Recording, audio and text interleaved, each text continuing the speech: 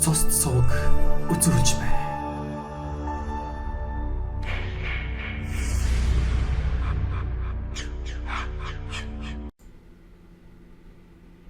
Мөнгө цагаан нүд улаан болсон өнөө цагт хэдэн цоос олж халаасаа дүүргэхийн тулд юу ч хийхээс буцахгүй болсон хүн хогнууд дэндүү олон болжээ.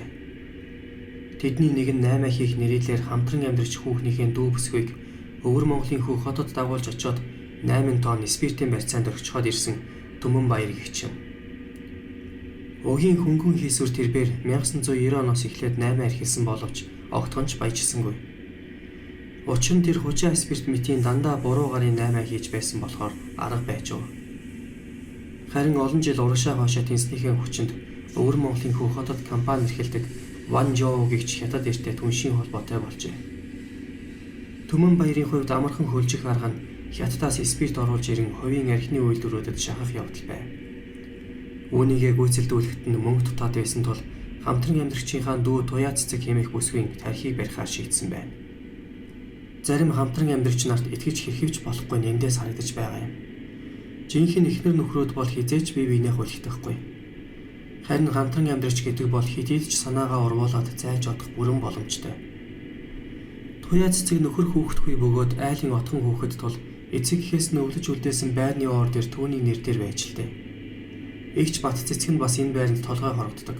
Зүгээр ч үгүй бас хажуудаа хамтран амьдарч Түмэн баярыгаа хавчуулаад авсан нь гай болсон байна. Нэг өдөр Түмэн баяр туяа цэцэгт хандаж "Хэдүүлээ ганц байранд хэдий болтол ингэж шахацлаж байгаа үү? Ерөөсөө бат цэцэг бид хоёр чамд энэ байрыг чинь үлдээгээд тусдаа гарсан нь дээр байх.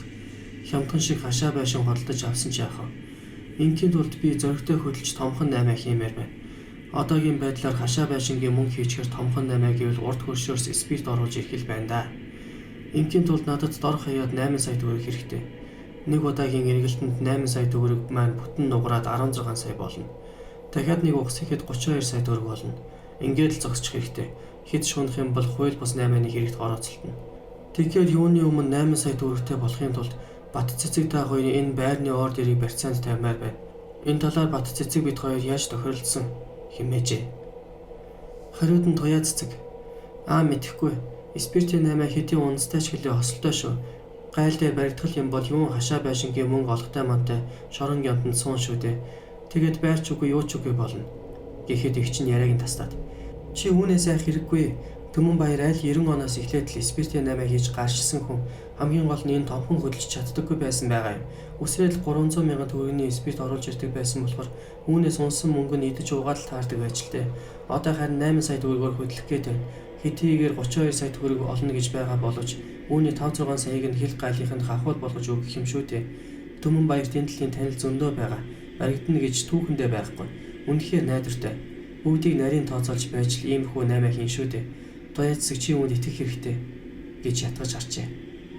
Тэгтэл дүүн "За би яг энэ 8-нд чинь итгэж болж байна. Бодвол найдвартай юм байгаа үз. Харин таны хамтран амьдрагч болцоход байгаа Түмэн баяр хад би итгэж болох уу?" гэхэд Бат цэцэг "Чи битгий хамтран амьдрч гэж яриач дээ. Түмэн баяр бид хоёр амьдралаа холбоо шийдсэн. Тэгээд л байр савны тухай яриад байгаа юм шүү дээ. Эсвэл чи насаараа надтай цуг энэ байранд байх гээд байгаа юм уу? Чи чинь бас нөхөрт гардаг юм байгаа үстэй. Хамгийн гол нь чамайг л энэ байрны бүрэн эрхт эзэн болгох гэж Түмэн баяр хамгийн осолтой, эрсдэлтэй бизнес сонгож аваад байна шүү дээ. За яг хөө тэгээд итгэвэл итгэх байвал бай" гэж ирээд л уурал хайджээ. Түмэн баяр энэ үед нэг л их гэмшсэн байдалтай. "Би заримдаа Бат цэцэгтэйгээ анханасаа очихгүй явдаа гэж их бухимддаг юм. Даанч нэг балай хүүхэн намайг 10 гаруй жил тамлаад хайчихлаа л да. 90 оноос өнөөдрийг хүртэл өчнөө л 8 хийлээ. Өчнөө л мөнгө оллоо. Гэвч Булган аймагт байгаа тэр балай хүүхэн бүгдийг тээрэмдээд хайчихсан. Одоо би дахиж хизээч булган явахгүй. Бат цэцэгтэйгээ үүрт амьдрахаа шийдсэн. Даанч хүсгэд хясал гихчээр бид хоёрт томхон 8-нд явчих мөнгө олдохгүй байна л да. Туяа цэцэг чи надад итгэхгүй байвал ерөөсөө надтай хамт урагшаа. Хоёулаа хамтдаа 8 хий" гэсэн санал тавьжээ. Ажил төрөлгүй хий тимий гэртэйг юурч суулсан туяа цэцэг энэхүү саналыг нь харин дуртаяа зөвшөөрсөн байна. Ингээд Түмэн баяр байрны оор дэрийг 8 сая төгрөгийн барьцаанд тавиад туяа цэцгийг дагуулад хүү хот руу арилж өгчээ. Гэвч тэнд очиод Түмэн баярын санаа бодол гэнэт өөрчлөгдсөн байна. Тэрээр туяа цэцэгт хандаж "Сая би Ванжоогоос маш ноцтой зүйл сонслоо. 10 хоногийн дараа Хятад Монголын гайлчид замын үүдийн гайл дээр хамтарсан шалгалт хийх гэнэ. Тэгэхээр чи бидний 2 удаа рейс хийх лөөлөө болж хувирлаа. Ганц удаа л томхон рейс хийчихье гэж бодож байна. Би Ванжаогоос 8 сая биш 16 сая төгрөгийн спирт авч явахаар боллоо. Ингийн тулд чамайг 8 сая төгрөгийн барьцаанд үлдээх хэрэг гарах нь дээ. Би 3 дахь явж архины үйлдвэрүүдэд спиртээ шахчихад чамайг ирж авъя. Чи санаа зовлтгүй. Эрэхтэй хичээг чинь дагуулад ирнэ. Ер нь Баццэг хөх хотыг үзнэ гэж эртнээс ярьсаар байгаа. Гурвуулаа эндээс Бээжинг явсан ч болж байна. Яг 32 сая төгрөгөөс 2-3 сая төгрөг зарлагдаа л үз. 20 сая төгрөг нь ташаа байшин авч илбэг дөнгөн. Их зэрэгээр панаалдж гарчээ. Эцэст нь гинэн тэмдэхэд туяа цэцэгч түүний панааланд орчихын тэр.